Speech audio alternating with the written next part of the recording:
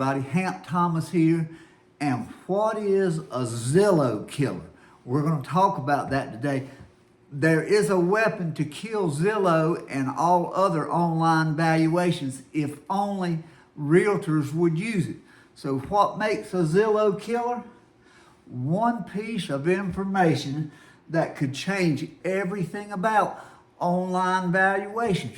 Two little words, one thing though. What does MLS already have that no one else has? It's in MLS. Agents are required in most places to get the information, but nobody else has it. Online valuations, if they get that information, they either get it from MLS or they get it from public records. And the info in public records is wrong more often than not.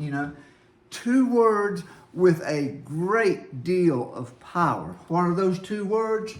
Everybody knows price per square foot. Well, the two words that MLS has is square footage. We all talk about data and all this information. Well, realtors control that information. Who creates square footage? The tax department doesn't have any dog in that hunt, if you will. They do it for tax purposes, not for precise square footage. Realtors do that, and they can either do it themselves or hire it done. But it takes realtor money, and it does take money to get that information. So what happens with that? Square footage makes all real estate valuation work.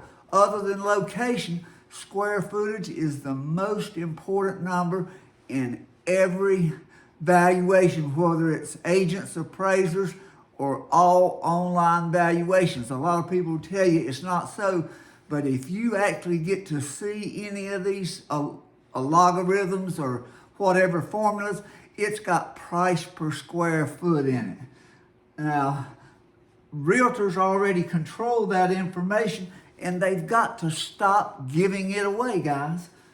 Zillow has never measured a house. Realtors do it, and it costs them money to do it. Realtor.com could be the #1 real estate website in the world with one change. That's all it would take. Everybody throws around the word data now like it's the most powerful thing in the world. We've got data. Where's that data come from? MLS. Who controls it? Realtors control it. What would happen? A light goes off. What would happen if realtors stopped sharing square footage? They only share that with Realtor.com. Now, Zillow takes MLS data for free, and then they charge real estate agents a fortune to advertise on their website. There's something wrong with that picture. It's not a good system. The information that you pay to create, you give to Zillow for free, and then they charge you to be on their site using your information. It doesn't make sense. It's not logical. And if the National Association of Realtors would require agents to report square footage, but the only place that could have that data would be the Realtor.com. Buyers and sellers, they want the square footage data. So where would they go? Realtor.com. Then agents could stop paying Zillow, and Realtor.com would be king of the real estate information.